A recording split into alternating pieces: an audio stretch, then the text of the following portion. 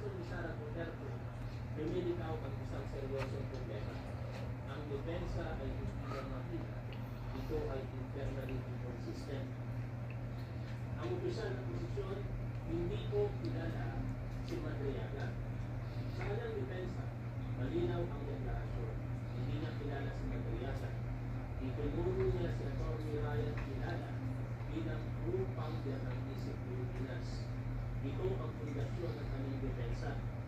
Distansya, disassociation, deniability. Ang lumabas na kontradiksyon, dito lang yung vertikal ang pagsusunod sa iba pang affidavit at testimony.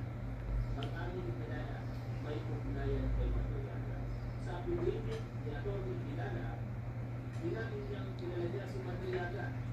Ibig sabihin, hindi isolated ang mga tao sa loob ng organisasyon. May direct line of interaction, may operational awareness. Testimony ni Madriaga, may delivery ng pera. Ayon kay Madriaga, siya mismo ang nag-deliver ng pera kay Kilala. Ito ay mahalaga dahil hindi ito abstract na koneksyon. Ito ay actual na transaksyon, may physical at financial interaction. Ang money trail, bakit ito mahalaga? Sa mga ganitong kaso, ang nari ng pera, yung money trail, ang isa sa pinakamatibay na ebidensya. Kapag may nagbigay ng pera, o nari ng dalawang partido, hindi nagprosecution, hindi ko kilala.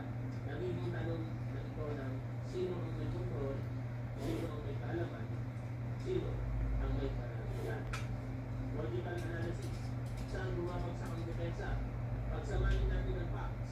Tinanggi ni Sara na kilala niya si Madriaga.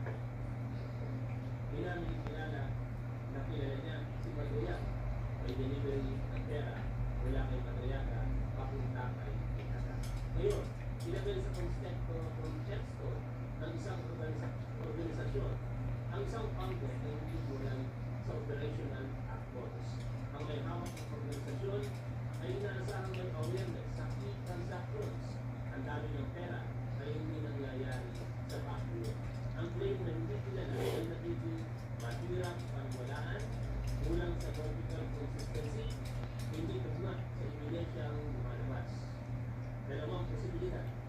Kung ipagpipili ka ng depensa, ay may dalawang vertical na senaryo. Option A, walang kaalaman o incompetence. Hindi alam kung may Sara Galaw sa loob ng sariling organisasyon. Meaning, boba talaga siya.